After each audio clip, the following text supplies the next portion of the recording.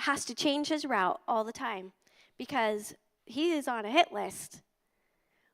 But that spoke to me about not being satisfied to say, well, we got the land, it's fine. We can pray here. It's okay.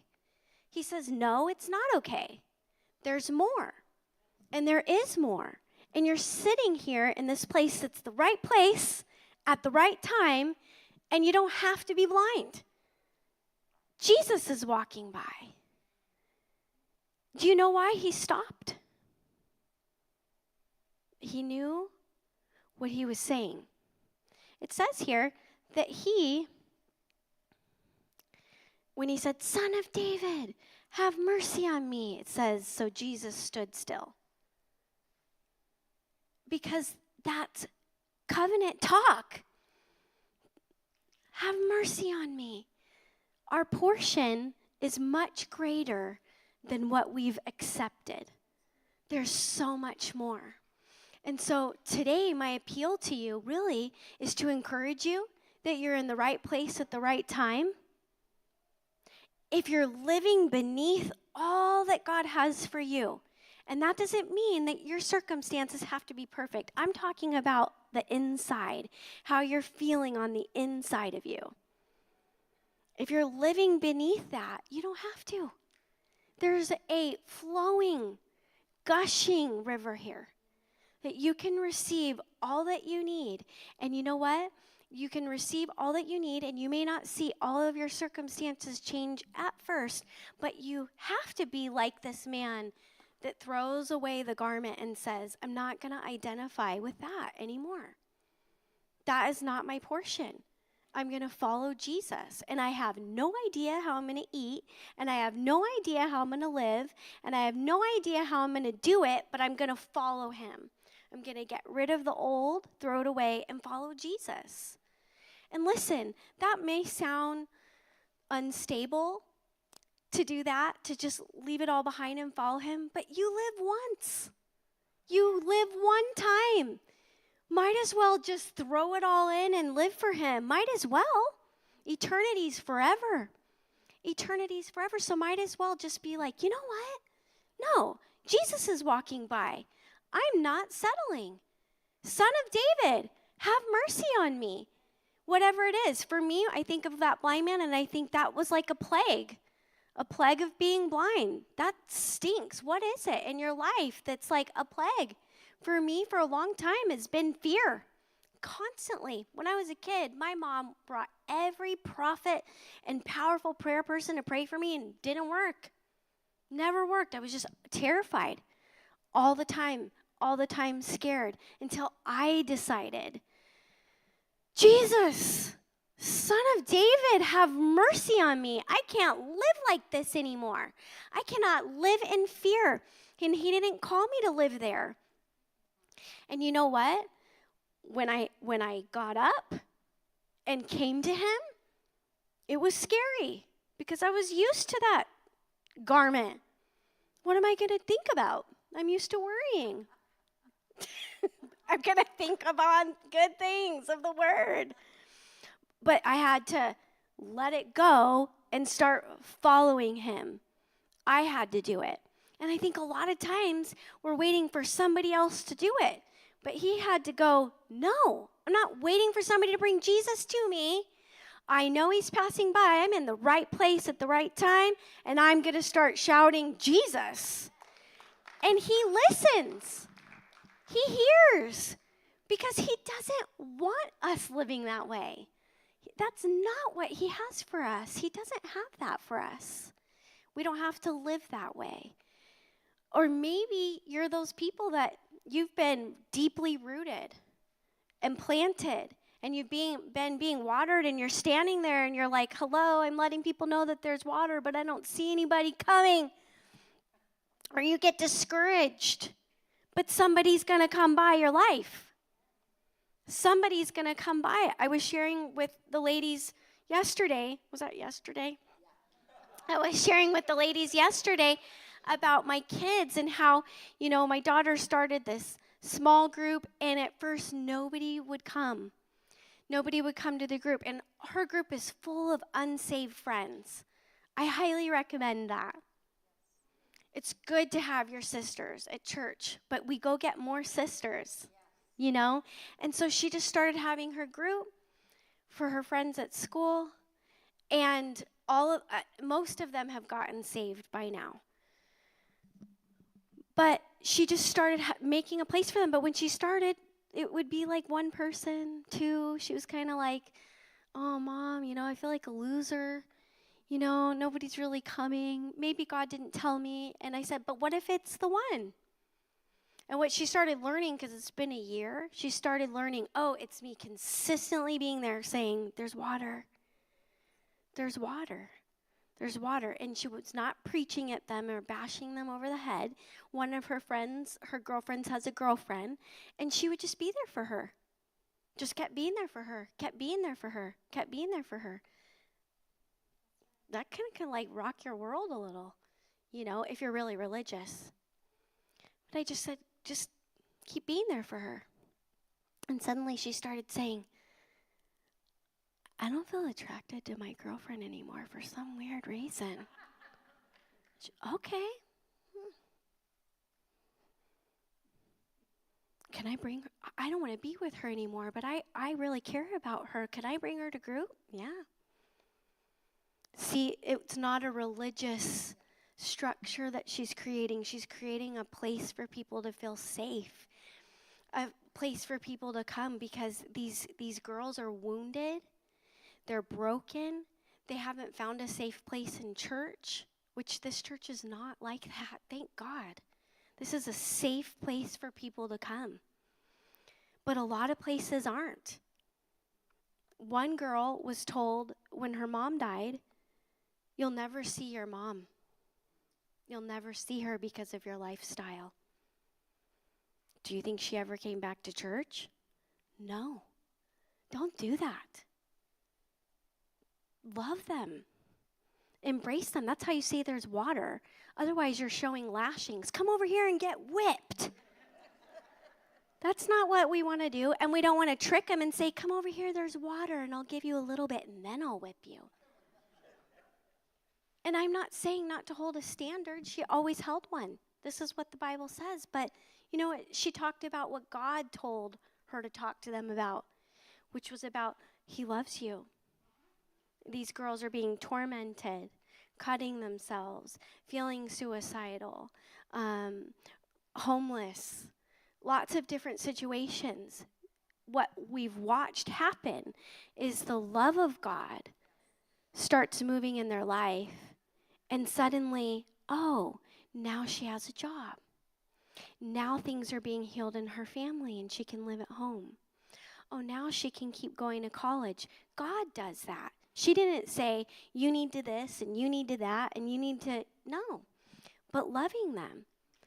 But not to get discouraged if you feel like, I've been standing here letting everyone know there's water, and I'm not seeing any change. It took a year for her to constantly just keep being there and keep being there and keep being there. She would just set up her Bible in a neighborhood that had a little fire pit. It's not even her neighborhood.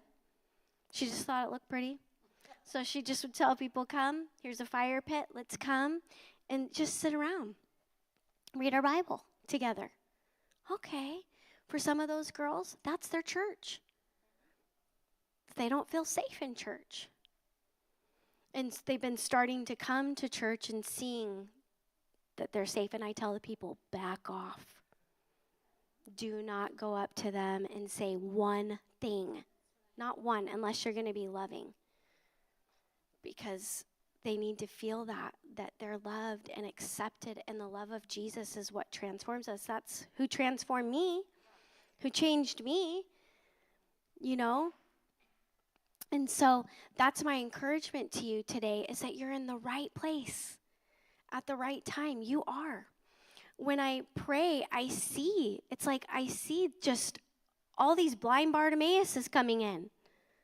And when you were saying that about, don't get comfy with your seat so that there's room for people. But don't come alone. If you are really a disciple of Jesus, if we really are, that someone should be coming with you on the journey, because disciples make disciples. And so don't leave it just to the leaders. If you notice somebody's missing, it means a lot when you reach out and say, I missed you. I see you. I see that you're not there. I see it. And you bring people, and I don't mean you have to just invite them to church. Like, for example, my trainer, and I'm going to close. My trainer, we're going the slow route. I know I don't look like really strong yet. She's been working on me for a year to eat, because I just wouldn't eat. And so she's like, wow, it's going to take us a while to heal your body. So we've been doing that. But every time we were working out with her, she would ask us questions. We never invited her to church. She would just ask questions, or I would say, wow, you have such a light in your eyes. I love, like, sometimes when we'd be working out, I'd cry because her voice is so soothing. She's like, are you okay? I'm like, yeah, you're just ministering to me. What's that? It's like, just the Lord's using you in my life right now. He is using me? Yeah, he's using you as a tool in his hand in my life. Oh, I got a tattoo that says divine light. I said, that's the Lord's using you. He is? Wow. And suddenly she just started coming to church and bringing all the friends she parties with the night before. They're like doing lines of cocaine the night before, and they're in church the next day. You know, and I, again, with them would say, leave them alone. You know, some of them don't know how to dress. It's fine. Just let them be.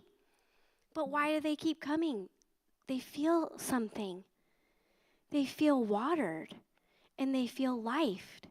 So your nail person, your trainer, your coworker, they should be coming with you. Because if we're really disciples, we're not just going, there's water, ha ha. We're letting them know how to get the water. And there's nothing like it in the whole wide world, nothing like it, except for when we start to see the light turn on in other people's eyes.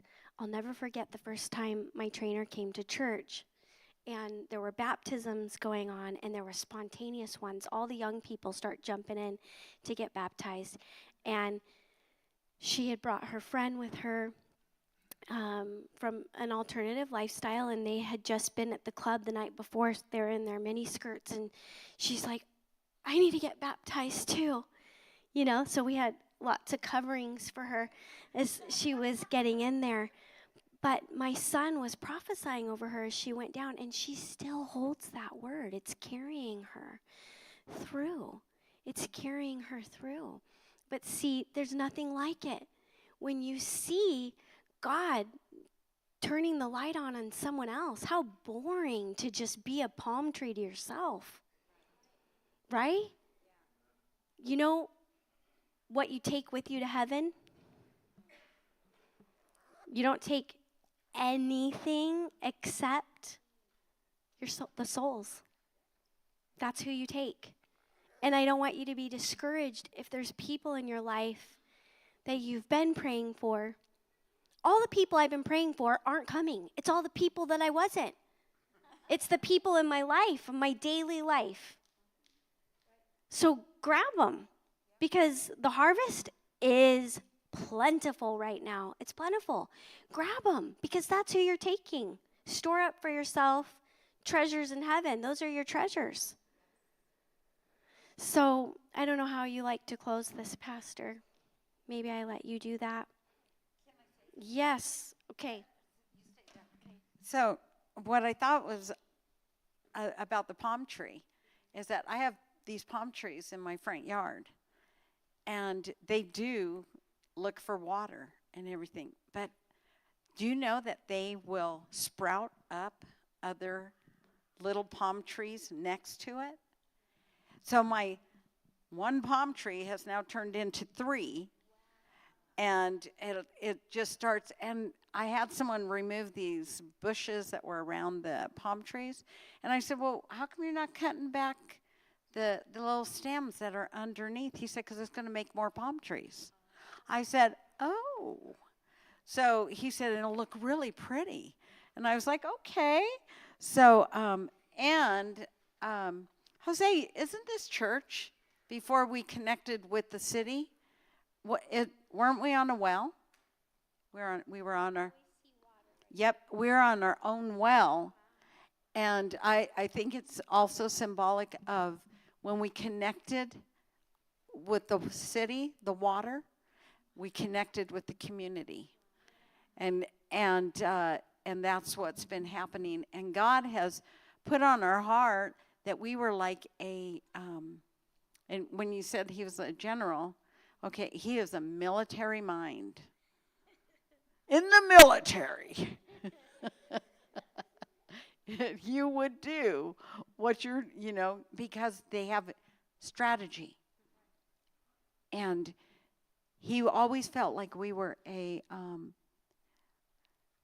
warship, and the planes come in and land, and they receive strategy, and they go back out.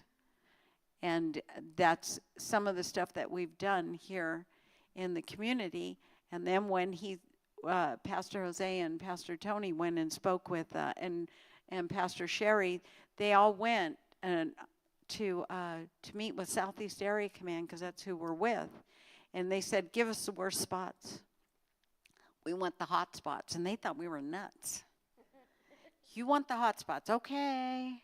And then they called them back and said, okay, we're going to give you the hot spots. And it was Boulder Highway. And what we did was we got a group of people together, and we went down Boulder Highway in cars.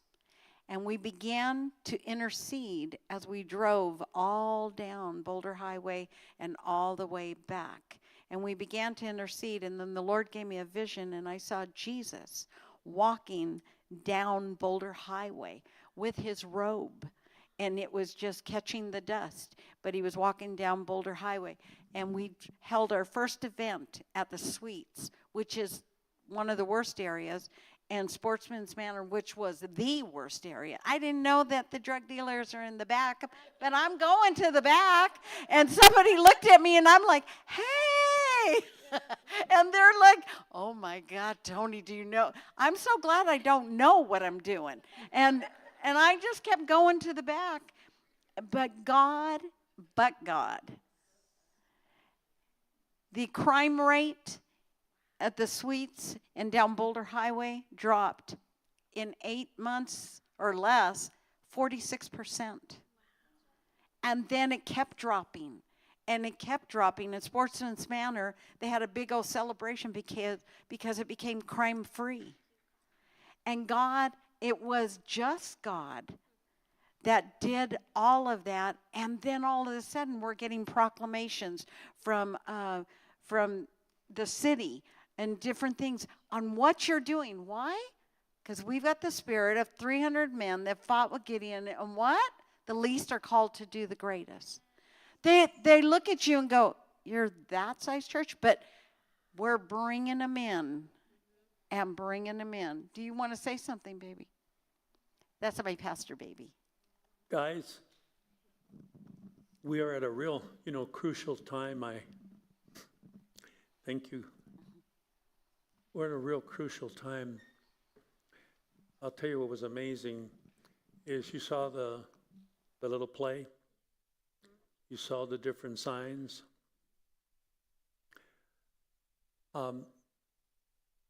There's such a big problem in the city with people. People are just getting destroyed. So there was a special meeting about mental health. All those were the points in the meeting. because they don't have an answer. What they've tried so far, it's like, trying to stand in front of a river and stand there with a cup and trying to, well, we're going to stop this river by just, So, several faith groups, we were one of them. We went. I had the privilege of being in the panel, because after the whole conference deal, then, when you have saved, unsaved, the whole deal. Let me tell you guys something. There is a plan to do this thing. And we're going to be doing things that are just incredible, because I'm telling you guys, they're hurting. We were able to speak about Jesus. We can speak about Jesus. There's no restrictions in any of that stuff. Because when it gets bad enough,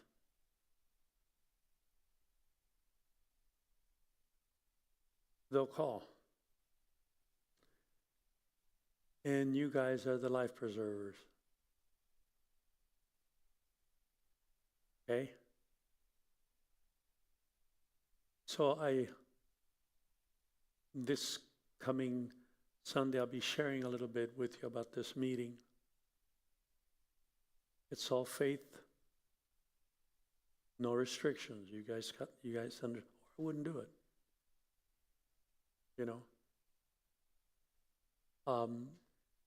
Can we go off the air online and so forth and bring it to an end? Because what I'm about to share with you is for us. And it's things that we're going to be bringing out, but this is not the time to bring it out to, to everybody. But it is the right time for you, okay? So can we bring our telecast to an end? God bless you.